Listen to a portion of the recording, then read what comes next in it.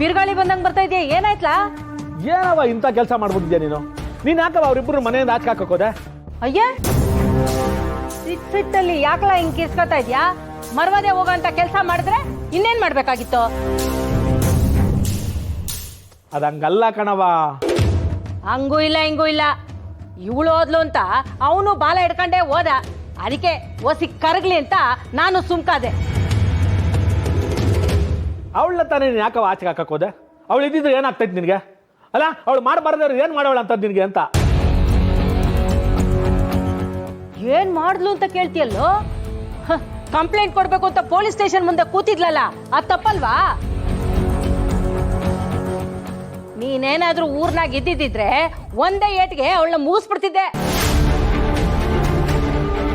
ಯಾವ ಕೇಸವ ಅದು? ಇವಳ್ಯಾಕೆ ಹೋಗಿದ್ಲ police station ಹತ್ರಕ್ಕೆ? ಅದೇ ಅಪ್ಪಯ್ಯ, ಆ ಮಠದ ರೋಡಲ್ಲಿ ಆಕ್ಸಿಡೆಂಟ್ ಆಗಿತ್ತಲ್ಲ, ಆ ಕೇಸು.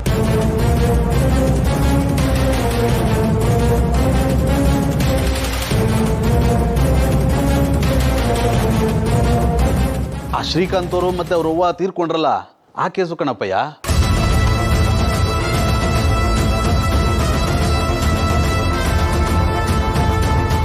ಲೇ ಮರ್ಗೋಡ, ಈ ವಿಚಾರವಾಗಿ ಅವಳು ಯಾಕಲ ಪೊಲೀಸ್ ಸ್ಟೇಷನ್ ಹತ್ರಕ್ಕೆ ಹೋಗಿದ್ಲು? ಅದಕ್ಕೆ ಕಣ್ಲಾ ಜವರ ಅವಾಗಿಂದ ಹೇಳ್ತಾ ಇರೋದು, ಇವಳಿಗೆ ಯಾಕೆ ಬೇಕಿತ್ತು ಊರವ್ರು ಉಸಾಬರಿ ಅಂತ. ಸ್ಟೇಷನ್ ಮುಂದೆ ಕೂತ್ಕೊಂಡು ನಮ್ಮ ಮನೆ ಮಾನ ಮರುವದೆ ಎಲ್ಲ ಬೀದಿಗೆ ಬರಂಗ್ ಮಾಡ್ಬಿಟ್ಲು. ಅದಕ್ಕೆ ಕಣ್ಲಾ ಹೊರಗಾಕಿದ್ದು.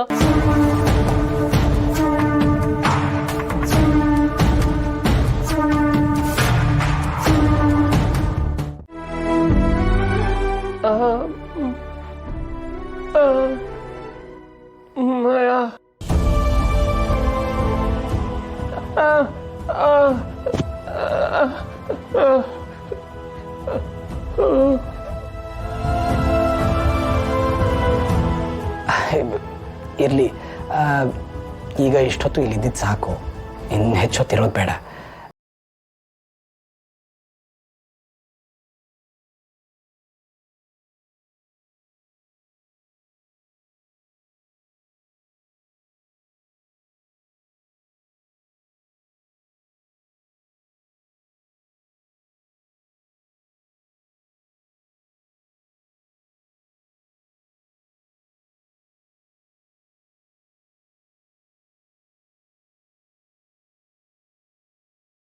ಹೆಸರಲ್ಲಿ ಕೂಗ್ದಾಗಿತ್ತಲ್ಲ, ಏನಂತ ಕರೆದ್ರಿ? ನಾನು ವೆಂಕಿ ಅಂತಾನೆ ಕರೆದಿದ್ದು. ನೀವೇನೋ ಬೇರೆ ಕೇಳಿಸ್ಕೊಂಡಿರ್ಬೇಕೇನೋ. ಬನ್ನಿ. ಇಲ್ಲ ರೀ, ನೀವು ವೆಂಕಿ ಅಂತ ಕರೆಯೋಕ್ಕೆ ಮುಂಚೆ ಬೇರೆ ಏನೋ ಕರೆದ್ರಿ. ಏನು ಅಂತ ನೆನಪಾಗ್ತಿಲ್ಲಲ್ಲ. ಚಿನ್ನು ಮರಿ, ನೋಡಿ, ನೀವೇನೋ ವಿಷಯ ಯೋಚನೆ ಮಾಡ್ತಿದ್ರಿ ಅನ್ಸುತ್ತೆ, ಅದಕ್ಕೆ ನಿಮ್ಗೆ ಹಾಗೆ ಕೇಳಿಸಿದೆ. ನಾನು ವೆಂಕಿ ಅಂತಾನೆ ಕರೆದಿದ್ದು. ನೋಡಿ, ಈಗ ಯೋಚನೆ ಮಾಡಿದ್ದು ಸಾಕು, ಇಲ್ಲಿದ್ದು ಸಾಕು. ಬನ್ನಿ ನಿದ್ದೆ ಮಾಡೋಣ. ನಾ ಬಂದೆ ಒಂದು ನಿಮಿಷ. ಸದ್ಯ ಬಚಾವಾದೆ.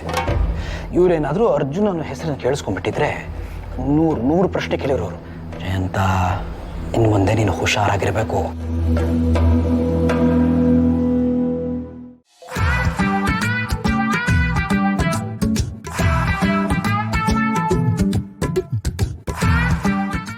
ಮತ್ತೆ ಹೇಗೆ ನಡೀತಿದ್ಯಪ್ಪ ಬಿಸ್ನೆಸ್? ಏನಾದ್ರು ವರ್ಕೌಟ್ ಆಗ್ತಿದ್ಯಾ ಹೆಂಗೆ? ಈಗ ತಾನೇ ಆಫೀಸ್ ಶುರು ಮಾಡಿದ್ದೀನಿ. ಈಗಲೇ ಹೇಗೆ ಹೇಳೋಕ್ಕಾಗತ್ತಾ? ಒಂದಷ್ಟು ಜನ ಬಂದು ವಿಚಾರಿಸ್ಕೊಂಡು ಹೋಗಿದ್ದಾರೆ. ಅವ್ರಿಗೆ ಸರಿ ಅಂತ ಅನ್ಸಿದ್ರೆ ಮುಂದುವರಿಸ್ತಾರೆ. ಅಲ್ಲಿ ತನಕ ವೆಯ್ಟ್ ಮಾಡಲೇಬೇಕಲ್ವಾ? ಆದ್ರೆ ಏನು ಗೊತ್ತೇನಾ, ಈ ಬಿಸ್ನೆಸ್ಗೆ ದುಡ್ಡು ಇನ್ವೆಸ್ಟ್ ಮಾಡ್ತಿದ್ದಂಗೆ ತಕ್ಷಣ ಲಾಭ ಆಯ್ತು ಬಿಡ್ಬೇಕು. ಆ ರೀತಿ ಬಿಸ್ನೆಸ್ ಏನಾದರೂ ಮಾಡಬೇಕು. ಆ ಥರ ಯಾವುದಾದ್ರೂ ಬಿಸ್ನೆಸ್ ಇದ್ರೆ ಹೇಳು. ಈ ಚೀಟಿ ಆಫೀಸ್ನ ಮುಚ್ಬಿಟ್ಟು ಅದನ್ನೇ ಶುರು ಮಾಡ್ಕೊಂಡ್ಬಿಟ್ಟು. ನನಗೆ ಗೊತ್ತಿದ್ರೆ ನಾನು ನಿನಗೆ ಯಾಕೋ ಹೇಳ್ತಿದ್ದೆ. ನಾನೇ ಆ ಬಿಸ್ನೆಸ್ ಶುರು ಮಾಡ್ತಿದ್ದೆ. ಯಾರ್ದೋ ಕೈ ಕಡೆ ಕತೆ ಥರ ದುಡಿತಾ ಇದ್ದ. ಈ ಚೀಟಿ ಬಿಸ್ನೆಸ್ ಅಂದ್ಯಲ್ಲ, ಎಷ್ಟು ಲಕ್ಷ ಚೀಟಿ ಹಾಕ್ತೀಯ? ಈಗ ಸದ್ಯಕ್ಕೆ 1 ಲಕ್ಷ, 2 ಲಕ್ಷ, 5 ಲಕ್ಷ, 10 ಲಕ್ಷ ತನಕ ಹೋಗ್ತಾ ಇದ್ದೀನಿ. ಇದು ಹೇಗೆ ಪ್ರೋಗ್ರೆಸ್ ಆಗುತ್ತೆ ಅಂತ ನೋಡಿಕೊಂಡು 20 ಲಕ್ಷ, 25, 50 ಲಕ್ಷ ತನಕ ಹೋಗೋಣ ಅಂತ ಇದ್ದೀನಿ. ಅಲ್ಲ ಕಣ, ಈ ರೀತಿ ಚೀಟಿ ಮಾಡೋದ್ರಿಂದ ನಿನಗೆ ಎಷ್ಟು ಕಮಿಷನ್ ಸಿಗುತ್ತೆ? ಕಮಿಷನ್ ಏನಿಲ್ಲ ಬ್ರೋ, ಮೊದಲನೇ ಚೀಟಿ ಅಂತ ಇರುತ್ತೆ. ಫಾರ್ ಎಕ್ಸಾಂಪಲ್ 1 ಲಕ್ಷ ಚೀಟಿ ಹಾಕಿದ್ರೆ ಪೂರ್ತಿ 1 ಲಕ್ಷ ನನಗೆ ಸಿಗತ್ತೆ. ಅದರಲ್ಲಿ ಏಜೆಂಟ್ ಚೀಟಿ ಕಟ್ಟಬೇಕಷ್ಟೆ. ಅಂದ್ರೆ ನೀನು 10 ಲಕ್ಷ ಹಾಕಿದ್ರೆ ನಿನಗೆ 10 ಲಕ್ಷ ಸಿಗುತ್ತಾ? ಹೌದು ಬ್ರೋ. ಹೊಡೆದಿಲ್ಲ ಲಾಟ್ರಿ. ಏನೋ ನೀನು ಸದ್ಯದಲ್ಲೇ ದೊಡ್ಡ ಕೋಟ್ಯಾಧೀಶ್ವರ ಆಗೋ ತರ ಕಾಣಿಸ್ತಿದ್ಯಾ ನೀನು. ನೀರು ಬೇರೆ ಬ್ರೋ. ಇದರಲ್ಲಿ ಎಷ್ಟು ಲಾಭ ಇದೆಯೋ ಅದಕ್ಕಿಂತ ಡಬಲ್ಲು ನಷ್ಟನೂ ಇದೆ. ಫಾರ್ ಎಕ್ಸಾಂಪಲ್ ಈಗ ಯಾರೋ 10 ಲಕ್ಷ ಚೀಟಿ ಹಾಕ್ತಾರೆ, ಅದನ್ನು ತೊಗೊಂಡು ಹೋಗ್ತಾರೆ. ಆವಾಗ ಆ ದುಡ್ಡನ್ನು ನಾನೇ ಕಟ್ಟಬೇಕಲ್ವಾ, ಅದೇ ಲಾಸ್. ಎಲ್ಲ ಗೊತ್ತಿದ್ದೆ ತಾನೆ ನೀನು ಚೀಟಿ ಹಾಕಿಸ್ಕೊಳ್ಳೋದು. ಅದೇಂಗೋ ಕೈ ಎತ್ಬಿಡ್ತಾರೆ. ಬ್ರೋ, ಗೊತ್ತಿಲ್ಲದೆ ಇರೋರ್ಗಿಂತ ಗೊತ್ತಿರೋರೆ ದುಡ್ಡು ತೊಗೊಂಡು ಓಡಿ ಹೋಗೋದು. ಗೊತ್ತಿರೋರು ದುಡ್ಡು ಇಸ್ಕೊಂಡು ಕಣ್ಮುಂದೆ ಇದ್ರು ಅವ್ರ ಹತ್ರ ದುಡ್ಡು ಹಾಕ್ಸೋದಿದೆಯಲ್ಲ, ಪ್ರಾಣ ಹೋಗ್ಬಿಡುತ್ತೆ. ಅದಕ್ಕೆ ಹೇಳಿದ್ದು, ಲಾಭ ಎಷ್ಟಿದೆಯೋ ಆ ರಿಸ್ಕು ಅಷ್ಟೇ ಇದೆ. ಯಾವ ಕೆಲಸದಲ್ಲಿ ರಿಸ್ಕ್ ಇಲ್ವೋ? ಎಲ್ಲ ಕೆಲಸದಲ್ಲೂ ರಿಸ್ಕ್ ಇದ್ದೇ ಇರುತ್ತೆ. ಈ ನಮ್ಮ ಕಂಪ್ನಿಯಲ್ಲೇ ತಗೊಳ, ಕೆಲಸನ ಕತೆ ಥರ ಮಾಡಿಸ್ಕೋತಾರೆ. ದುಡ್ಡು ಕೇಳಿದ್ರೆ 1000 ಕತೆ ಹೇಳ್ತಾರೆ. ನಮ್ಮ ಬಾಸ್ ಒಬ್ಬ ಇದನ್ನ ನಿಜಗುಣ ದೊಡ್ಡ ಡೌ ಮಾಸ್ಟ್ರು. ಮುತ್ತು ಉದುರುತ್ತೆ ಅನ್ನೋ ಥರ ಮಾತಾಡ್ತಾನೆ. ಅವನ ಹೆಸರಿಗೂ ಅವನಿಗೂ ಸಂಬಂಧನೇ ಇಲ್ಲ. ಹೋಗ್ಲಿ ಬಿಡು ಬ್ರೋ. ಬ್ರೋ, ನಿನಗೆ ಯಾರಾದರೂ ಗೊತ್ತಿದ್ರೆ ನನ್ನ ಹತ್ರ ಚೀಟಿ ಹಾಕ್ಸು, ನಿನಗೂ ಕಮಿಷನ್ ಕೊಡ್ತೀನಪ್ಪ. ನಿನಗೂ ಸ್ವಲ್ಪ ಸಹಾಯ ಆಗುತ್ತೆ. ಏನಂತೀಯ? ಹೌದಾ? ನಿಜವಾಗ್ಲೂ ನನ್ನ ಕಮಿಷನ್ ಕೊಡ್ತೀಯಾ? ಹ್ಞೂ ಕಣ. ಆದರೆ ನಾಳೆ ನನ್ನ ಕಂಪ್ನಿಯಲ್ಲಿ ಮಾತಾಡ್ತೀನಿ. ಎಷ್ಟು ಕಮಿಷನ್ ಕೊಡ್ತೀಯಪ್ಪ? ಮೊದಲು ಅವ್ರು ಎಷ್ಟು ಲಕ್ಷ ಚೀಟಿ ಹಾಕ್ತಾರೆ ಅನ್ನೋದ್ರ ಮೇಲೆ ಅದನ್ನು ಡಿಸೈಡ್ ಮಾಡ್ತೀನಿ. ಓಕೆನಾ? ಬರಲಾ? ಮನೆಗೆ ಹೋಗು, ನಾನು ಬರ್ತೀನಿ. ಸರಿ ಸರಿ, ಹೊರಡು.